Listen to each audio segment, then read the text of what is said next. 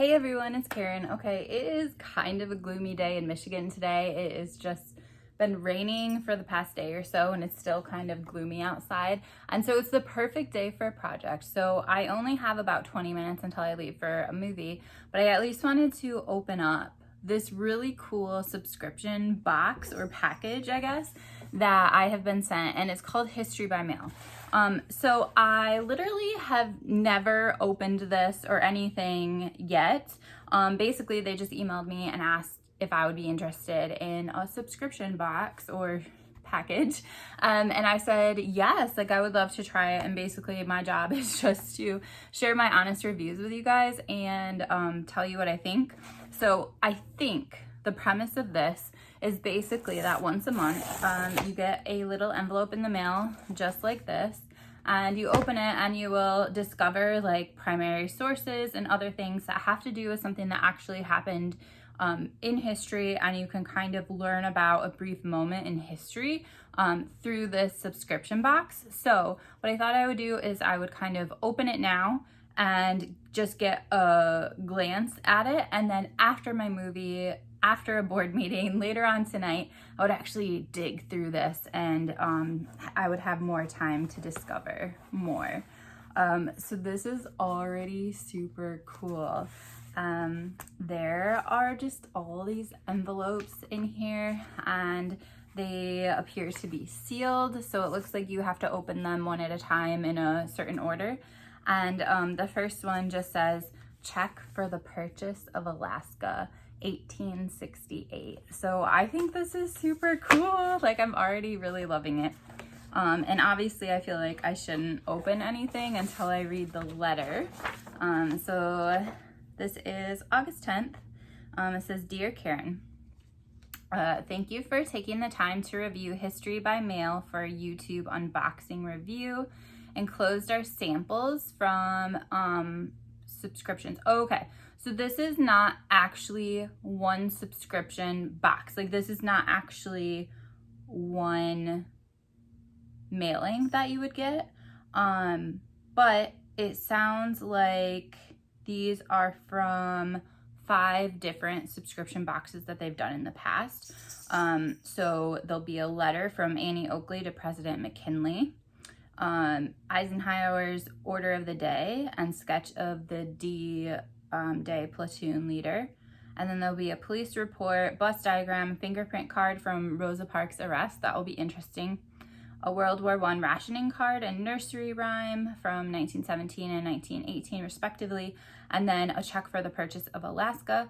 And so basically it says that every single month, History by Mail subscribers receive 1 envelope. So it sounds like maybe they actually gave me like 5 subscription boxes to sample. So each month, History by Mail subscribers receive an envelope containing a replica of a historical document. 4 letters over the course of 4 months explore a unifying theme. That sounds so cool. So over the course of 4 months, not just one box, but over 4 boxes, you are slowly uncovering this time in history.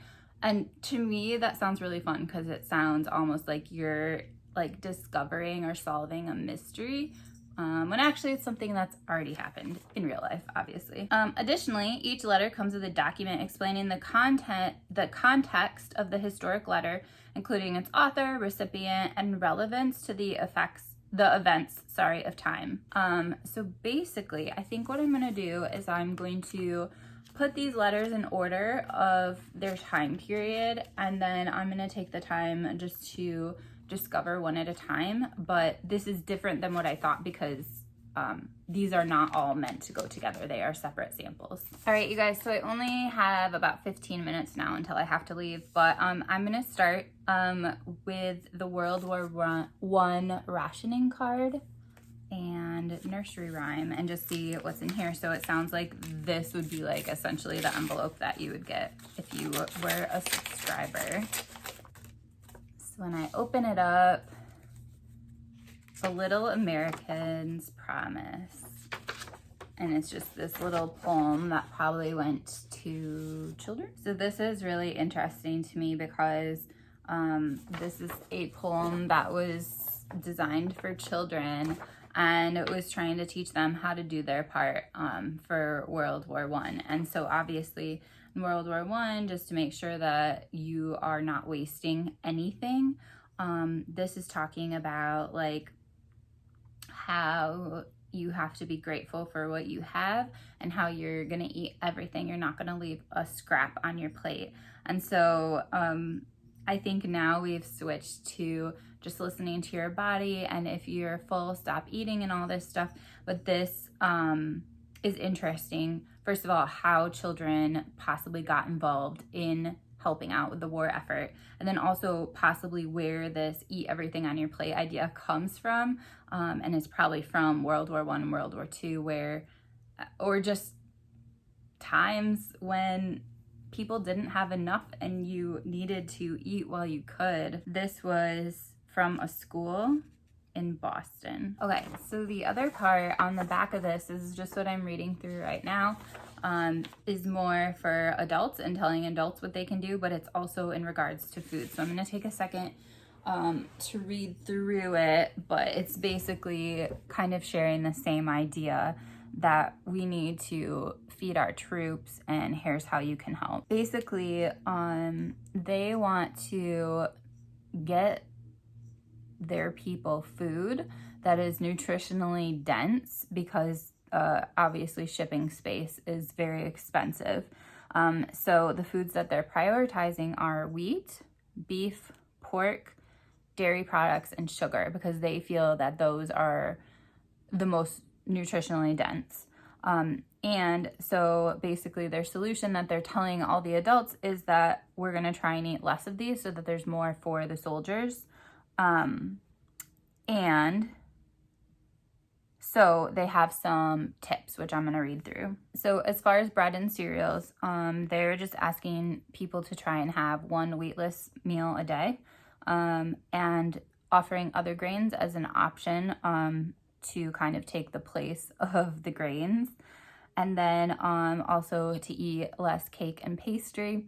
And in addition, they're talking about how like it must have been like people must have like ordered from bakeries what they needed, and so it's saying try and order like a day or two ahead of time so that the bakery knows exactly what they need to make and they don't make anything extra. And then just a reminder that you could use stale bread for toast and for cooking. Oh, this is so interesting. So the section on meat, it's basically trying to have people use other options besides beef and pork.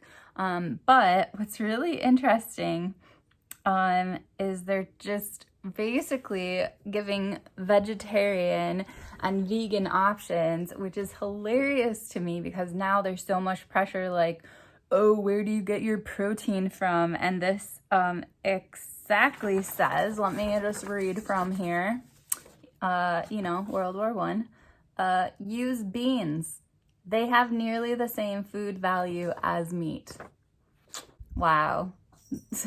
You would think this is like new information or something. Use less candy as far as sugar. Use less candy and sweet drinks. Use less sugar, in tea and coffee. Use honey, maple syrup, and dark syrups for hot cakes and waffles without butter or sugar. So this is interesting to me because they spelled syrup differently. It's spelled S-I-R-U-P. I'm just curious about that and when the spelling changed. We have a super abundance of vegetables, double the use of vegetables. They take the place of part of the wheat and meat and at the same time are healthful. Use potatoes abundantly, store potatoes and roots properly, and they will use fruits generously. Okay, so on this side is the card that I kind of just walked through, and it was asking people to hang this in their kitchen just as reminders. But then on the other side is like a separate document, and it's just asking people or telling people what you are asked to do for your country. It sounds like basically that this was a double-sided situation. This side you would put on your fridge, but then this was the other side of it, which was giving an introduction for what you would find on the other side. So it says, United States Food Administration, what you are asked to do for your country. See other side showing how you can do it. The men of allied nations are fighting. They are not on the farms. The production of food by these countries has therefore been greatly reduced. Even before the war, it was much less than the amount consumed. The difference came from America and few other countries. Now this difference is greater than ever, and at the same time, but little food can be brought in from outside except from America. Therefore, our allies depend on America for food as they have never depended before, and they ask us for it with a right which they have never had before. For today, with a dash in between it, they are our companions in the great war for democracy and liberty. They are doing the fighting, the suffering, and dying in our war. The rest of this goes through why we need to send more wheat, why we need to send more meat, why we must send butter and milk, why we need to send sugar, and then a little reminder. So I'm going to read that without reading it out loud to you. But what I find really interesting is World War I, it sounds like people in America were being told to help other people, and they wanted to help other people, or at least that's my perspective based on this primary document. And I feel like that is interesting because I'm wondering if as a country we still hold that allocentric mindset. What's interesting to me in this envelope is basically that there were two primary sources. So there's this poem for children, and then there was this basically two-sided little flyer of information that you would keep in your kitchen just to help you remember stuff. And then this was placed on top, so I'm not sure what you're supposed to do, but it almost seemed like I discovered on my own through the primary source before I read this, which appears to be like more information describing it, but my initial encounter was gathering information from the primary source. And so I think that's really cool. I don't know if that order is intentional, but just that you are discovering on your own before you have an expert tell you like what this means. Okay, so just reading through this letter, some of this was actually mentioned as well in this document, but where did it go? Okay. The Food Administration created guidelines for voluntary meatless Tuesdays and sweetless Saturdays. Both days were porkless. And wheatless Mondays and Wednesdays. And basically local food boards were set up to help families adjust to these guidelines, and like recipes and stuff were published. So what's interesting to me is like, first of all, this whole like united front and trying to do this together to help the war, but also like we kind of have, meatless Mondays, I feel that people are sometimes doing, but it's like, it just seems so unified and so, I don't know, like there's so much,